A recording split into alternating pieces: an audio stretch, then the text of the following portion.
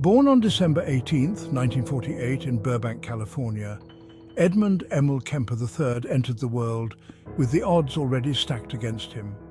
His parents' tumultuous marriage ended in a bitter divorce when Kemper was just 9. Sent to live with his mother, Clarnell Strandberg, young Edmund endured relentless psychological abuse. Clarnell, a domineering and critical woman, often belittled her son, fostering a deep-seated hatred that would later manifest in horrifying ways. At a young age, Kemper's disturbing behaviors began to surface.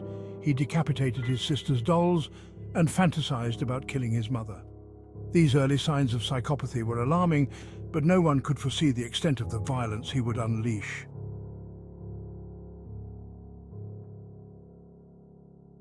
At age 15, Kemper's fantasies turned into reality. During a visit to his grandparents' farm in North Fork, California, he shot his grandmother, Maud Kemper, after an argument. When his grandfather, Edmund Sr., returned home, Kemper shot him as well.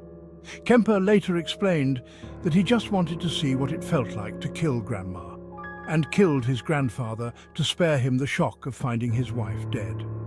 Diagnosed as a paranoid schizophrenic, Kemper was committed to the Atascadero State Hospital. During his time there, he charmed and manipulated the staff, convincing them he was rehabilitated.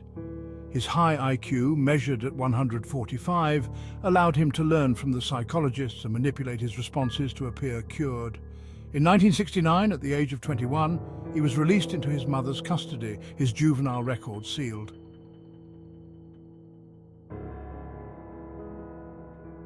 Kemper's freedom marked the beginning of a horrific killing spree.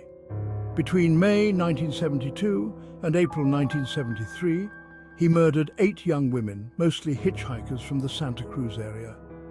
His modus operandi was chillingly methodical. He picked up his victims, drove them to secluded areas, and murdered them. The details of his crimes are grotesque. Kemper would dismember his victims and engage in necrophilia. His victims included Marianne Pessier, Anita Luchesa, Aiko Koo, Cindy Shaw, Rosalind Thorpe, and Alice Liu. Each murder was meticulously planned and executed, showcasing Kemper's horrifying blend of intelligence and brutality.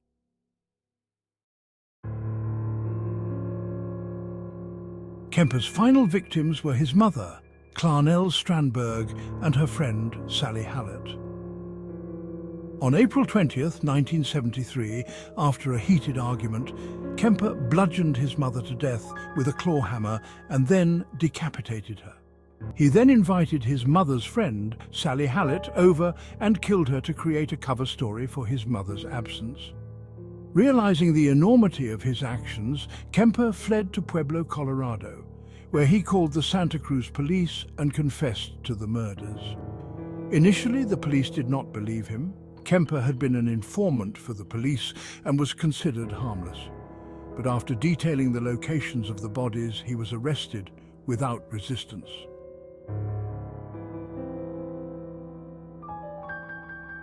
During his trial in November 1973, Kemper's detailed confessions and cooperative demeanor stood in stark contrast to the horrific nature of his crimes.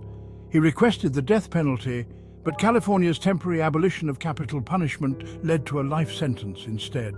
He was found guilty of 8 counts of murder and sentenced to life imprisonment without the possibility of parole.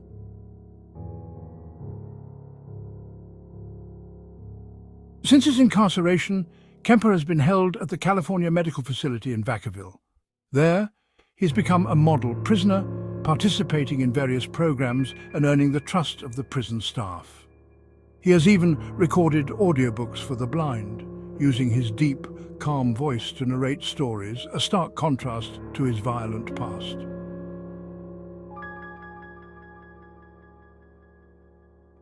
Kemper's intelligence, measured at 145, played a significant role in both his crimes and his ability to deceive those around him.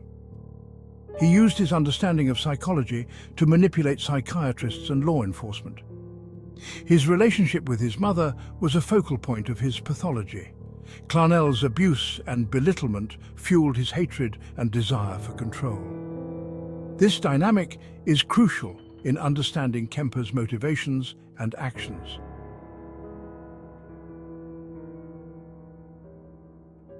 Edmund Kemper's story has fascinated and horrified the public for decades. His life and crimes have been the subject of numerous books, documentaries and TV shows.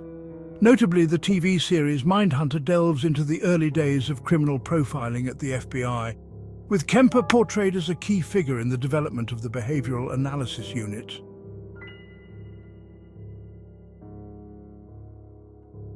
Edmund Kemper's narrative is a chilling exploration of the depths of human depravity, intelligence, and the impact of early childhood trauma.